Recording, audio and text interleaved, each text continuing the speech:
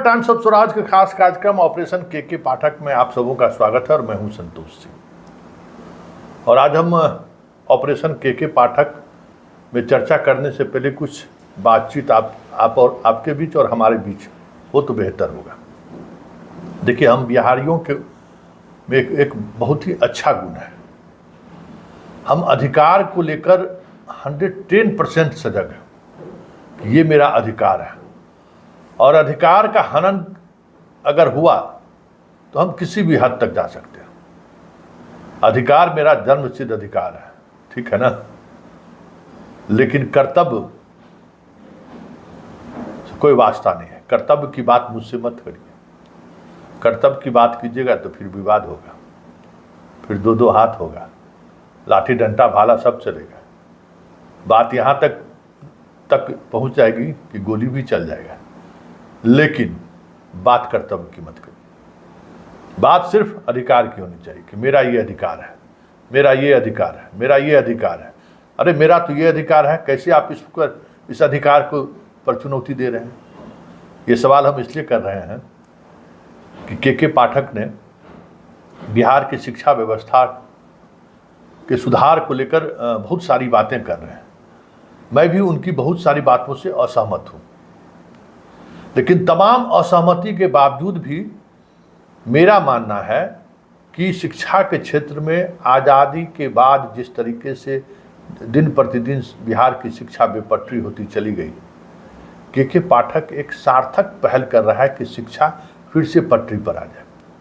कितना आएगा कहना मुश्किल है, क्योंकि के पाठक का सोच ब्यूरोक्रेटिक सोच है, अंदाज भी उनका ब्यूरोक्रेटिक है, इसलिए बहुत उत्साहित होने की जरूरत नहीं है, बहुत सकारात्मक परिणाम की भी उम्मीद नहीं की जा सकती है।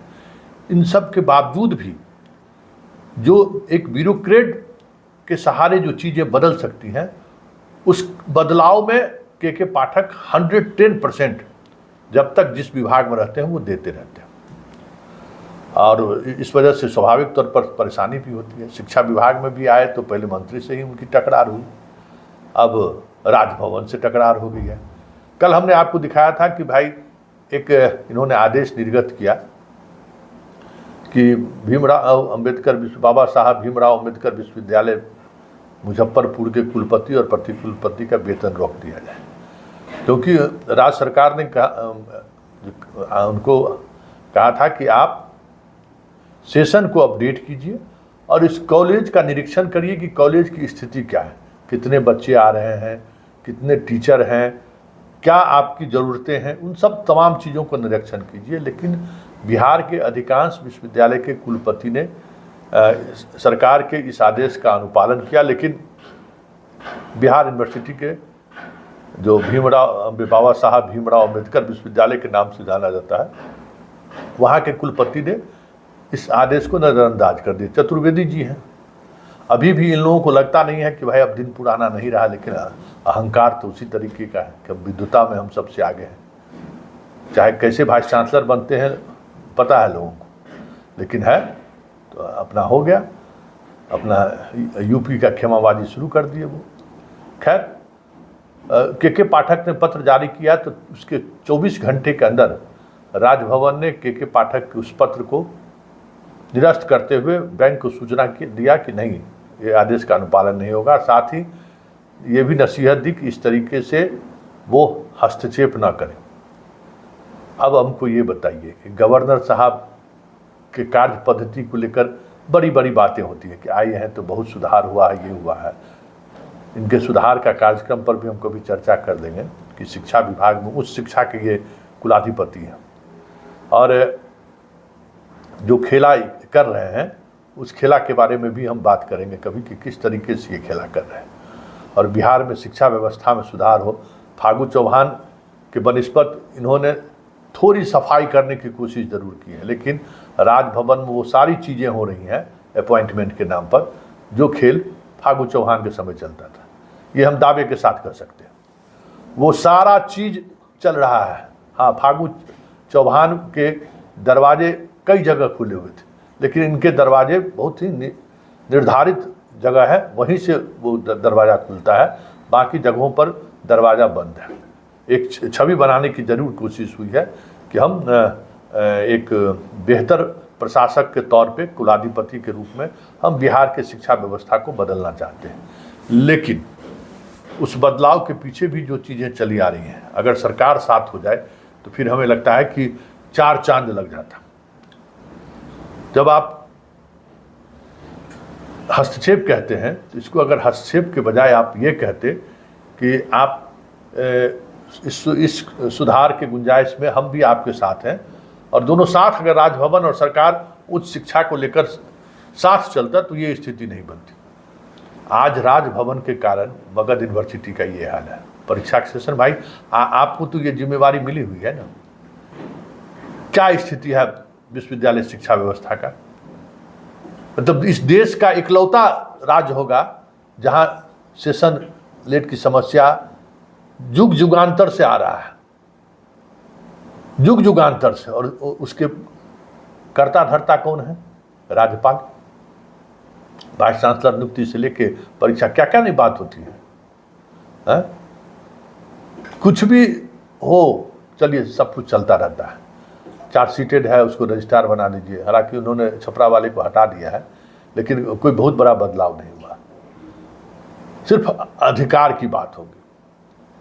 तो ये जो सारी चीज़ें सामने आई हैं, उससे कहीं न कहीं इस राज्य के जो स्टूडेंट हैं उनको नुकसान होगा।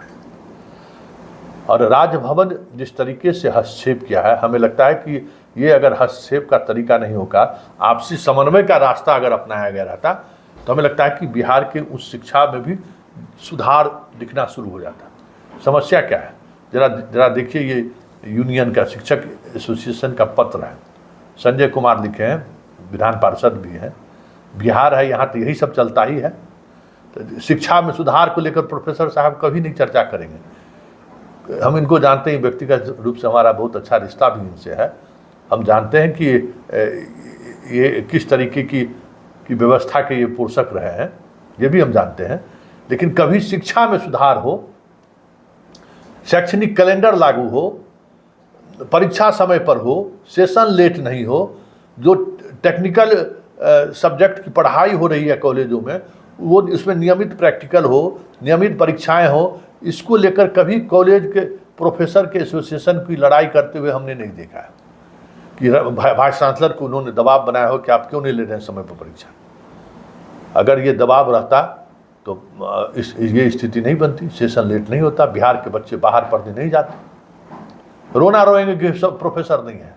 आप अगर शिक्षक प्रोफेसर एसोसिएशन के आप नेता हैं, कभी आपने ये डिमांड रखा है कि जो आपके किस तरीके से आपके यहाँ पोस्टिंग हो रही है? कभी वाइस चांसलर की उस नीति पर सवाल आपने उठाया है कि मुंबई IIT से पढ़ के फिजिक्स में जो प्रोफेसर बना 2014 बैच के बाद जो बहाली हुई है, उसको आप मेरवा कॉलेज भेज देते हैं, उसको जितवा ये मुजफ्फरपुर से 70-80 किलोमीटर एक गांव में कॉलेज है, वहां आप उसकी पोस्टिंग कर देते हैं। तो कभी इस बात को लेकर तो सवाल नहीं खड़ा करते हैं एसोसिएशन कि भाई ऐसे योग्य शिक्षकों को आप जो बाहर से पढ़ाने के लिए बिहार आए हैं, उनको ऐसी जगह पर पोस्टिंग क्यों दे देते हैं आप? भाई क्लास नियमित हो, इसको लेकर एसोसिएशन नहीं, मेरा अधिकार है। के पाठक कैसे लिख देगा? के पाठक कैसे लिख देगा? के पाठक मर्यादा में रहे, हद में रहे, क्योंकि मेरा ये अधिकार है। कर्तव्य कौन सिखाएगा भाई? कर्तव्य भी तो कोई सिखाएगा। चलिए, अब इस विवाद का अंत जो भी हो, लेकिन इतना तय है कि शिक्षा के क्षेत्र में बदलाव को लेकर जो पहल के पाठक के द्वारा शुरू किया गया था, वो पहल तब तक कारगर साबित नहीं होगा जब तक यहाँ के उच्च शिक्षा में व्यापक सुधार नहीं हो जाता है। जिस तरीके के कॉलेज के प्रोफेसर लाखों लाख सैलरी उठाते हैं और उतने ही गैर जिम्मेवारी तरीके से बच्चों से दूर रहते हैं, आज कॉलेज की स्थिति ऐसा क्यों हुआ? क्यों बच्चा लोग कोचिंग में पढ़ने के लिए चला गया? क्यों ये कॉलेज की स्थिति? हम लोग भी तो सरकारी LS कॉलेज से पढ़ के यहाँ पहुँचे, दिल्ली यूनिवर्सिटी पहुँचे, क्यों ये स्थिति बनी? कभी तो ये बात, इस पर बहस होनी चाहिए कि जो इस प्रदेश का जो 10-15 जो प्राइम इंस्टीट्यूट था, जहाँ से बच्चे पढ़ के हायर लेवल पर जाते थे, एल एस कॉलेज हो, पटना साइंस कॉलेज हो, बी एन कॉलेज हो, ए एन कॉलेज हो, टी एन वी भागलपुर हो, सी एम साइंस कॉलेज हो, सी एम आर्ट्स कॉलेज हो, जगदम कॉलेज छपरा हो, बहुत सारे ऐसे कॉलेज थे। 50 ऐसे कॉलेज बिहार में थे जहाँ के टीचर का एक अलग अपना सम्मान था। क्यों नहीं अब टीचर, अब फिजिक्स केमिस्ट्री पढ़ाने वाले टीचर पैदा ले रहे हैं जिनका किताब देश स्तर पर पढ़ाया जा सके। कोई आज के तारीख में कोई भी आदमी बिल्कुल सिंह नजर आ रहा है बिहार में? सिन्हा वर्मा जी नजर आ रहे हैं? कोई भी टीचर बताइए मैथ में जो है उस तरीके का। हम लोग समय में जितेंद्र कुमार आजाद सर, कौन कौन लोग नहीं थे। मैथ अपना एक अलग तरीके का, छपरा जगदम कॉलेज के प्रोफेसर साहब था, सबका लोग मैथ पढ़ते थे। कहाँ चला गया यहाँ का टैलेंट भाई? यहाँ के प्रोफेसर को हम लोग को याद है, रामशरण शर्मा, इतिहास में दिल्ली यूनिवर्सिटी में लोग उनका किताब पढ़ता था। पॉलिटिकल साइंस के एक से एक बिहार के टीचर होते थे जिनकी पुस्तकें जेएनयू और दिल्ली यूनिवर्सिटी में पढ़ाया जाता था। आज एक भी बताइए तो ऐसा प्रोफेसर, किताब लिखने के लिए तो बहुत किताब लिख रहा है लोग, कोई ऐसा बताइए कि माइलस्टोन किताब रहा हो। ये बस अधिकार की बात मत करिए, कर्तव्य की बात नहीं कीजिए। लेकिन ये जो चीज़ें शुरू हुई हैं, इस वजह से जो हायर एजुकेशन को लेकर जो राज्यपाल की छवि बनी थी कि राज्यपाल बदलाव करना चाहते हैं, इस एक्शन से उनकी बहुत सारी चीज़ें स्पष्टता के साथ सामने आ गई है कि ये भी यहाँ राजनीति करने आए हैं, दुकान चलाने आए हैं और बदलाव की बात करने वाले अफसरों को हतोत्साहित करने आए हैं। क्योंकि जो चीज़ें चली आ रही हैं, कई महीने हो गए ना इनके भी आए हुए, उसमें कोई बदलाव नहीं। कोई परीक्षा का कैलेंडर अभी तक इस तरीके से न जारी हुआ है, न परीक्षा के को लेकर कोई प्रयास हो रहा है। भाई आपके यहाँ स्टूडेंट आए पढ़ने के लिए, इस पर क्या पहल हो रहा है? और आपके नियंत्रण से बाहर आपका प्रोफेसर को छात्र पीट रहा है, आपके प्रिंसिपल को छात्र जब मन होता है पीट देता है। तो भाई अगर एडमिनिस्ट्रेशन आपके साथ रहे, शिक्षा विभाग आपके साथ रहे, तो मजबूती मिलेगा ना। ऐसे गुंडे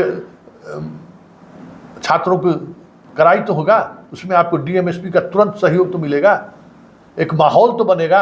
आपसे हॉस्टल खाली नहीं होता है।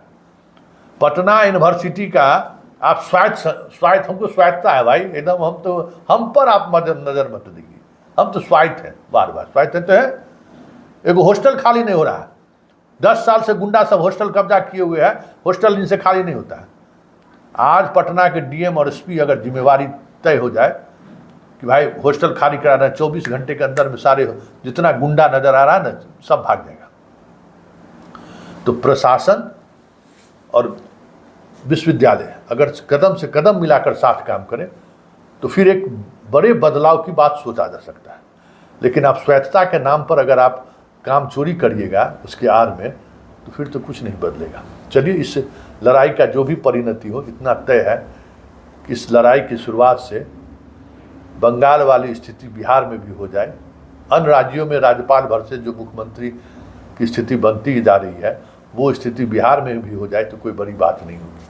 क्योंकि राज्यपाल अपने अधिकार, क्षेत्राधिकार की बड़ी चिंताएं है, लेकिन जिला जिला में जाकर विकास योजनाओं की समीक्षा करना ये इनके क्षेत्राधिकार में है क्या? कभी इन्होंने सोचा है कि लॉ एंड ऑर्डर की समीक्षा करने पहुंच जाते हैं और विकास का अगर मुख्यमंत्री इस पर सवाल खड़ा करने लगे तो डीएमएसपी को आप बुला लेते हैं। वैसे अपने तरीके से नीतीश ने इनको हैसियत इनकी बता दी है इनकी, लेकिन इससे राज्य का माहौल बिगड़ेगा, राज्य में एक अलग तरीके का पावर सेंटर खड़ा होगा और उसका नुकसान अल्टीमेटली बिहार को ही उठाना पड़ेगा।